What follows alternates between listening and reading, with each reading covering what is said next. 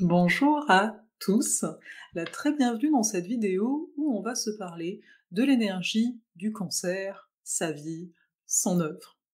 J'avais envie de vous faire des vidéos comme ça, donc une fois de temps à autre, hein, au niveau des énergies des signes, simplement pour pouvoir s'imbiber, j'ai envie de dire ça comme ça, justement de leur énergie en particulier.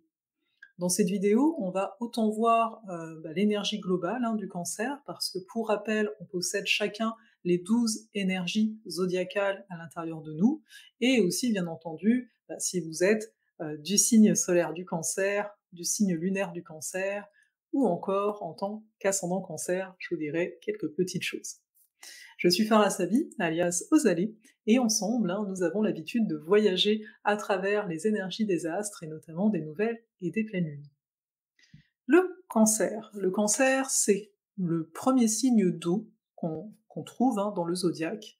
C'est également un signe qui est cardinal, et également, donc premier signe d'eau, cardinal, et c'est donc le signe qui ouvre la saison de l'été. Donc je trouvais ça très à propos de vous en parler actuellement. C'est donc le quatrième signe du zodiaque. Il fait suite aux Gémeaux.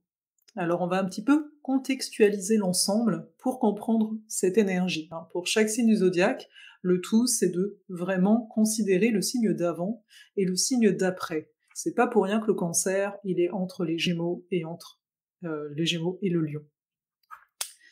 Donc, dans l'énergie des Gémeaux, on est dans une énergie où on acquiert à travers l'expérience des connaissances. Donc on apprend à se découvrir dans l'énergie Gémeaux à travers les expériences que l'on fait. Le fait est, c'est qu'au bout d'un moment, les Gémeaux, enfin l'énergie, quoi, elle est comme fatiguée, on va dire ça comme ça, d'aller par monts, par vaux, de s'intéresser à plein de choses, et il y a besoin d'intégrer ces connaissances. C'est là qu'on arrive dans l'énergie du cancer. Le cancer, habituellement, on le met en relation, vous avez dû beaucoup entendre parler de ça, au foyer, à la famille. Mais ce n'est pas que ça. Toutefois, pourquoi on parle de ça? Parce que, on considère que dans l'énergie Gémeaux, on a contacté avec des centres d'intérêt, on a contacté avec des personnes, et cetera, et on a d'un coup envie d'avoir notre chez nous. Et le cancer, c'est un peu son but, ça, de créer un foyer. Donc un foyer, c'est quoi? Ça sert à quoi? Quand vous vous regardez vous-même, un foyer, ça sert à se reposer. Quand vous rentrez chez vous, il peut y avoir une sensation de soulagement qui est présente. Comme si, ok, c'est bon, je suis dans mon chez-moi, les yeux extérieurs ne sont plus là, donc je suis tranquille en fait avec moi-même. Il y a vraiment cet aspect-là à considérer, à se rappeler. Bien sûr, et ça ce serait à voir avec votre carte du ciel, et cetera. Peut-être que votre chez vous, n'est pas super accueillant et que ça peut être aussi un endroit de stress, mais là je parle vraiment de l'énergie du cancer. À la base, ça sert à ça. D'où le fait qu'on va parler, quand on parle du signe, on parle beaucoup de douceur, notamment. Il y a une certaine, peut y avoir une certaine lenteur, c'est le premier signe d'eau. Les signes d'eau, en général, ressentent, au-delà, des 5 sens, d'une certaine façon, et donc il y a ce positionnement du cancer de se dire: «OK, je me dépose pour intégrer, les expériences qu'a pu faire l'énergie Gémeaux juste avant, et pourquoi je fais ça? Je fais ça parce que je cherche qui je suis». Fondamentalement. Et c'est pour ça qu'ensuite on a le signe du lion. Dans le signe du lion, on a quelque part, on dit souvent l'ego, ici dans le bon sens du terme, qui est rayonnant. Ok, je sais qui je suis, et maintenant je vais jouir de mes capacités, des plaisirs de la vie, je vais me mettre en avant, etc. Mais dans le cancer, on est vraiment dans un processus d'intégration.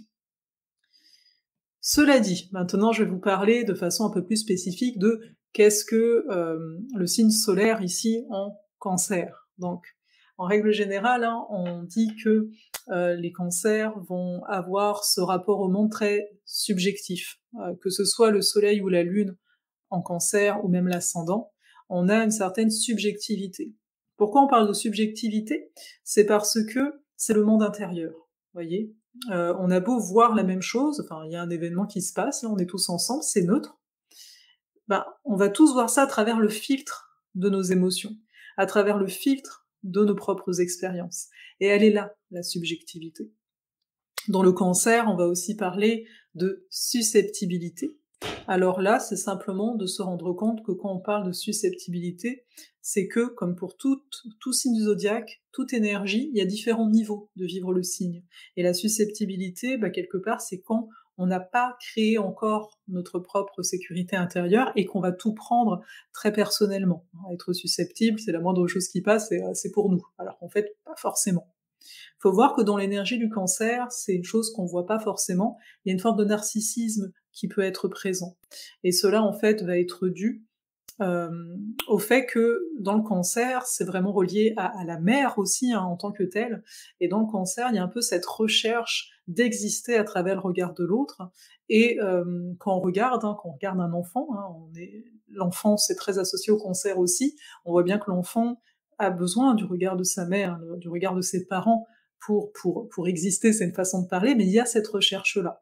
Donc quand on est cancer ou la lune en cancer, ou l'ascendant cancer, il peut y avoir cette quête-là, le tout, comme d'habitude, c'est un peu de se regarder, d'être honnête envers soi, et encore une fois, il y a certains niveaux, quoi, parce que le but, du cancer, encore une fois, c'est de construire son foyer, construire une maison. En fait, c'est construire sa sécurité émotionnelle. C'est ça qu'on cherche. Quand on dit n'importe où tu te sens chez toi, le cancer, c'est lui qui nous donne cette aptitude-là, si chacun on arrive à aller voir nos émotions et à rentrer à l'intérieur de nous. C'est ça que ça nous apporte. Ensuite, dans le cancer, notamment ici, le soleil cancer, on peut avoir des personnes qui, dans leur foyer, savent très bien décider, prendre des décisions. On peut retrouver ça quand même à l'extérieur, même si à la base, il peut y avoir une forme de timidité. C'est un signe qui va être beaucoup plus à l'aise dans l'intimité, avec ses proches, les gens qu'il connaît, plutôt qu'avec les inconnus, on va dire, dépendant du reste de la carte, bien entendu. Donc il y a, en tant que signe cardinal, une volonté d'action, passer à l'action. Mais pourquoi? Pour ses proches. Pourquoi?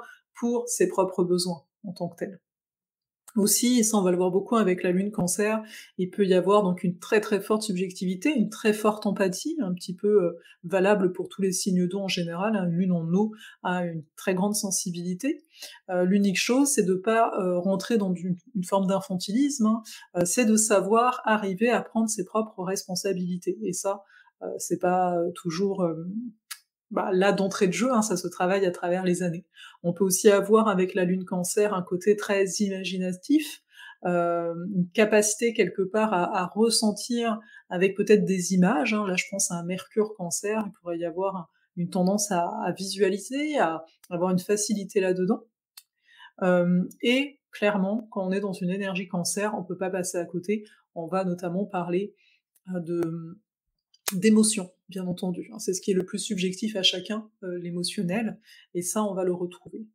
Donc, quand je vous disais, le cancer, sa vie, son œuvre, c'est de se rendre compte que son œuvre, c'est de parvenir à construire sa propre maison intérieure.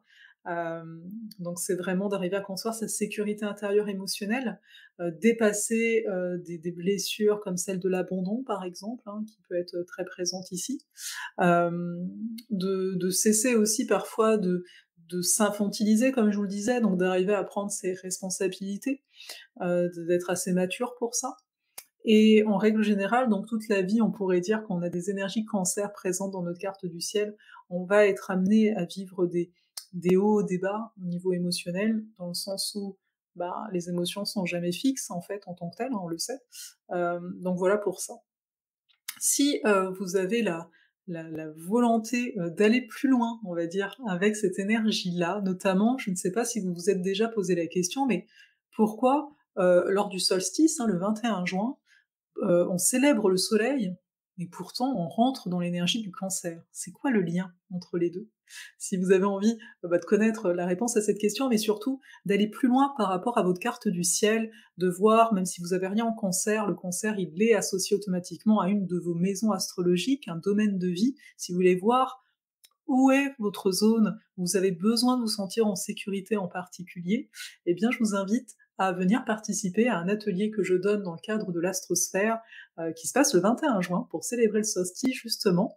Donc c'est la conscience de soi, l'énergie cancer, où on va voir ensemble notre lien finalement, comme je viens de vous le dire, l'endroit de notre carte, donc de notre vie où on a besoin de cette sécurité, on a besoin d'être plus en intimité pour se sentir bien là-dedans. On verra aussi la connexion avec la Lune, et bien sûr, vous l'avez entendu, parce que la Lune est en reliance au Cancer, c'est elle qui maîtrise, donc on verra les liens aussi un petit peu peut-être de donc avec quoi on peut avoir une forme de dépendance. Et bien sûr, je répondrai à la question, c'est quoi le lien entre le solstice et le Cancer? Donc vous êtes les très bienvenus dans l'astrosphère. L'astrosphère, c'est pas que l'atelier, c'est un atelier de 2 heures, il y a des exercices préparatoires à chaque fois, sachez-le, pour justement plonger dans cette énergie-là en nous-mêmes. Donc c'est pas que ça, vous avez les énergies du mois qui vont être incluses, il y a un PDF d'une 30aine de pages qui est incluse aussi, et surtout il y a mon accompagnement tout du long sur un groupe. Vous pouvez me partager votre carte du ciel, et comme ça, ben voilà, vous pouvez être accompagné et recevoir ma guidance, on va dire ça comme ça, mes éclairages par rapport à votre carte du ciel. Je vais vous souhaiter une très très belle journée. N'hésitez pas aussi en commentaire de me dire, est-ce que vous avez du Cancer en vous, des planètes en Cancer, et de m'indiquer un petit peu, ben voilà, comment vous percevez ces énergies à l'intérieur de votre vie.